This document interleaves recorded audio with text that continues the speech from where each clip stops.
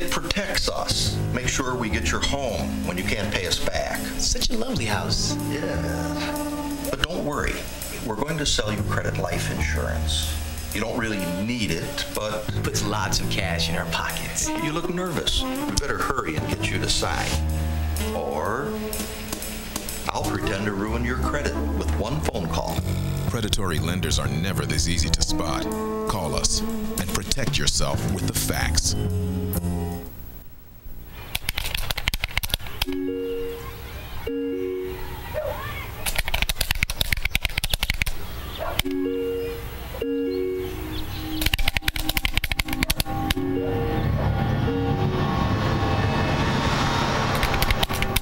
Every day, online predators make their way into homes uninvited and unnoticed.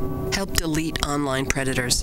To learn what you can do to protect your kids' online life, visit cybertipline.com.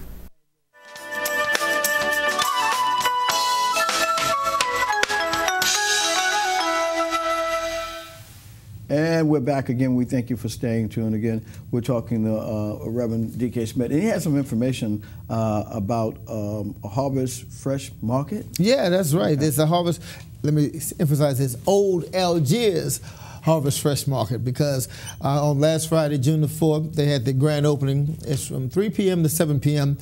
Now, you can join neighbors and friends at the Old Algiers Harvest Fresh Market, featuring fresh produce, seafood, and other nutritious foods.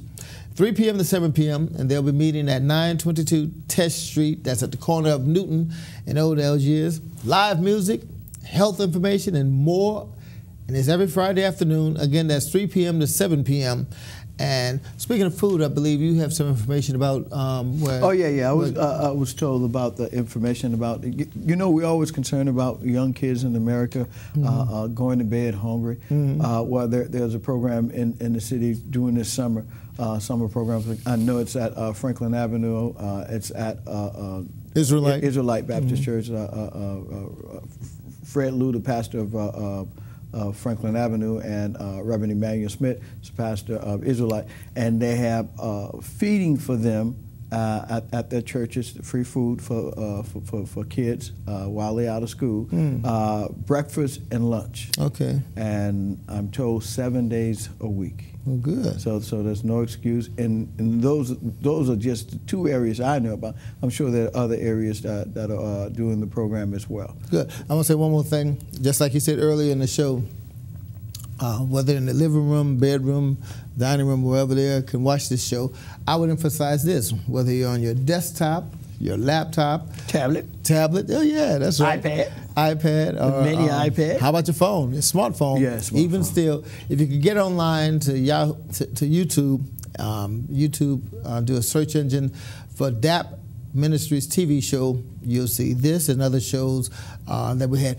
I love the fact that we have the Mother's Day show that was on recently with Donetta Mahaffey, and this would be considered the Father's Day show, Father's Day edition. Now, getting back to being a father, I have a hard question to ask you, okay? Depending on if I can answer. And it depends on you, because I think basically it depends on the individual as a father.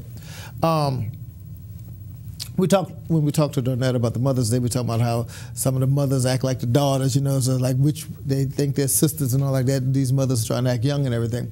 But I say on the father's side, not saying that look-alike thing, but as a older person, as a father, wouldn't you think that and this is on the physical side, not spiritual side, wouldn't you think it would be a necessary thing to know more about what the young people are doing? In other words, to learn more about the social networking like Facebook, and to learn how to use a smartphone, or to learn how to use an iPad, or a tablet, a notebook, to know what's going on. Because a lot of kids these days, they spend time online on the computer.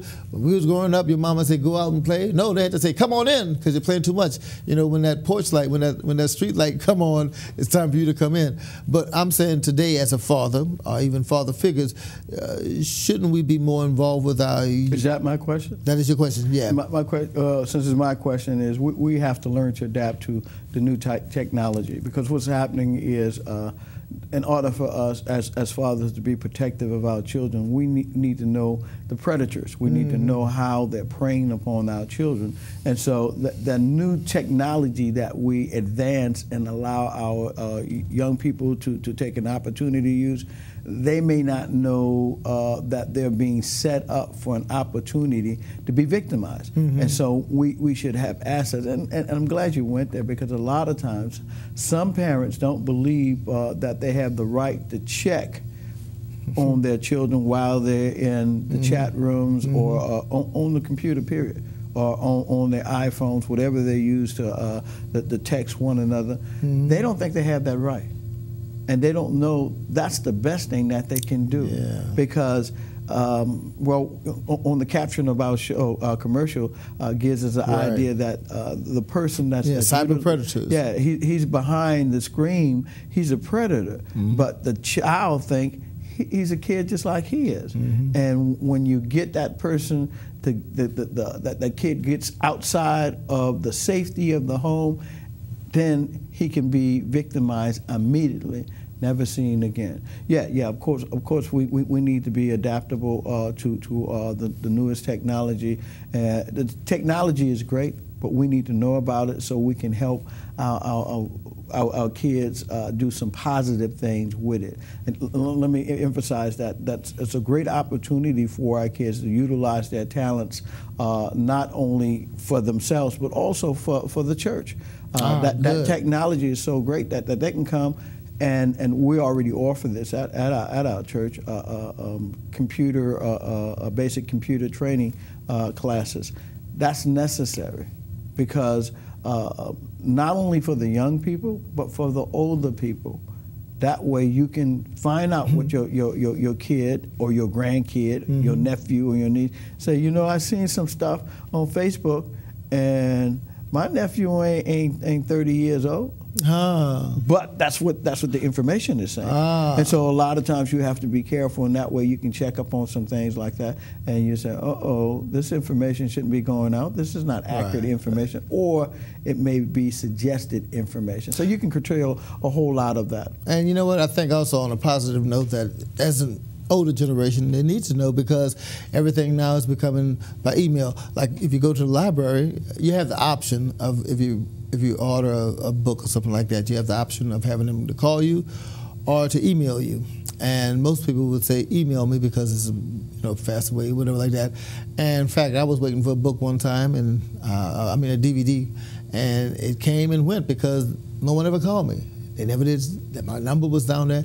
And so finally I said, well, I'm going to reorder it. And then I said, send me the information when it's ready by email. And sometimes for the older generation, most businesses and stuff, they would try to say, what's your email address?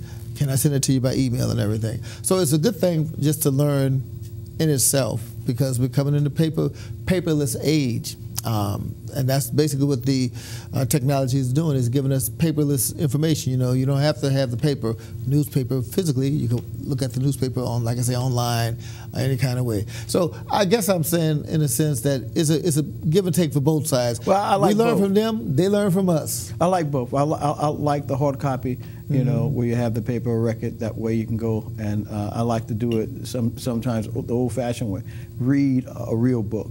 Not just read an e-book. For real. Yeah, in other words, I like to handle that book. That's what I like to do sometimes. No. Now, having said that, let me give you another illustration. This is a sermon illustration, if you'd like to say. It was asked, what's the difference between men and women?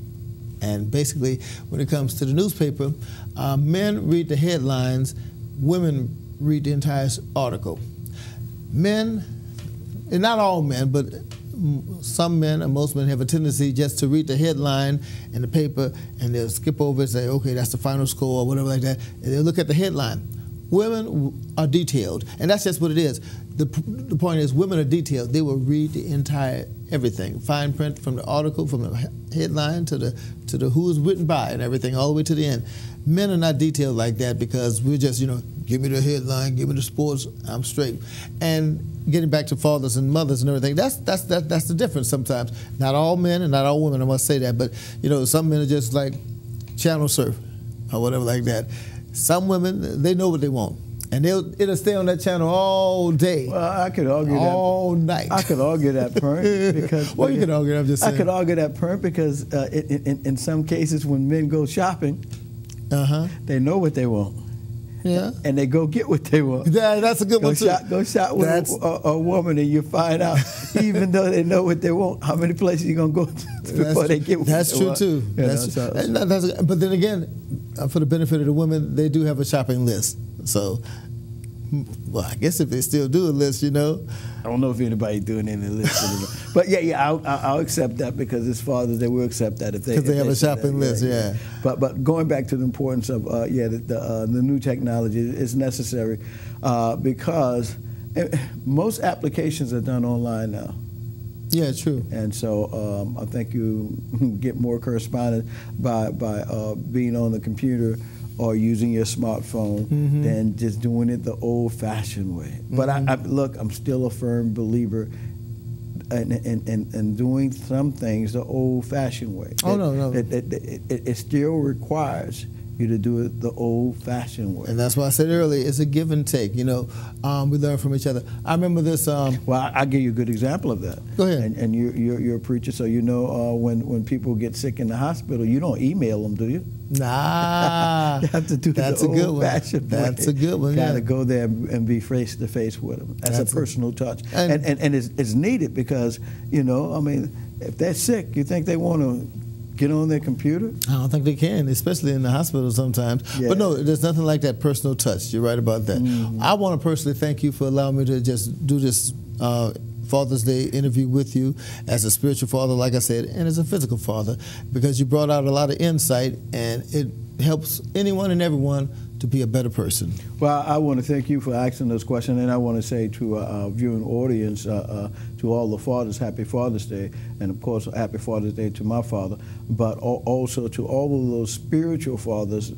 They may not have biological children, but they are spiritual fathers, whether they're pastors or they're in the realm of being in clergy.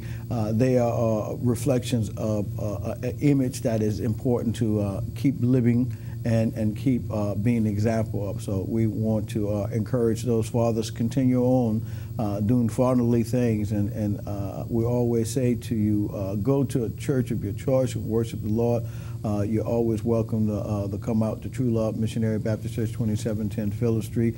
This Sunday is our Lord's Supper service as well as Father's Day, so we'll be celebrating that activity as well as just thanking God that we can look forward to really living and being inspired to tell people about God, and hopefully they can continue on believing in God, that they can see that what they're doing is not anything that they're doing in vain.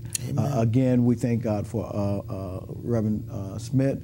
We encourage him as well. Amen. And we encourage you to next time. God bless you. God keep you.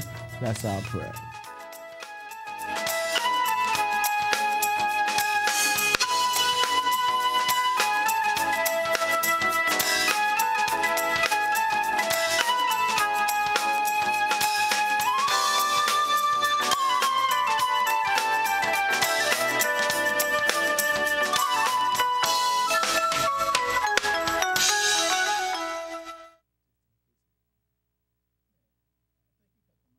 Another award-winning show. That's what I was going to say. Okay. Well, remember that time you said Cora said she heard us